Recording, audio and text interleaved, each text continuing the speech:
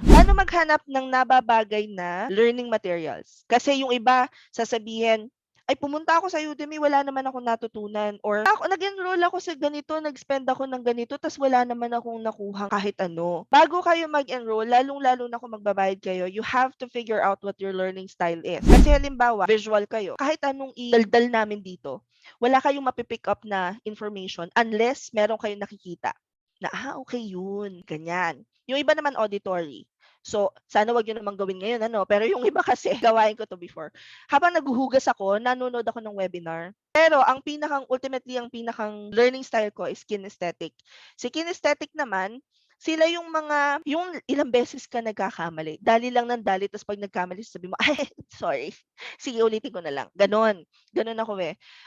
Ano lang ako, laban lang ako ng laban tapos 'pag nagkamali saka ko ifi-figure out where it went wrong and then improve ko lang kung paano kong ginawa or babaguhin ko. Sino dito ang visual learner? Yung natututo ng nanonood sa YouTube? 'Yan, huwag kayong mag-alala, may recording itong video na 'to, puwede niyo i-play mamaya. Sino dito yung auditory? Raise your hand.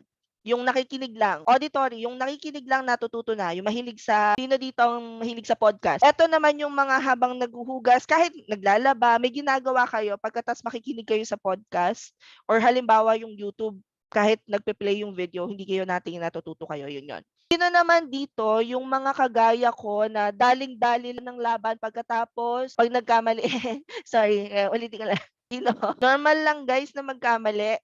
Whatever your learning style is, find a learning material that will match kung papaano kayong natututo. Gano'n din 'pag mag-e-enroll kayo sa mga paid courses, always figure out first if um, good match ba sa inyo yung mentor, kung yung pagtuturo nila, ganyan.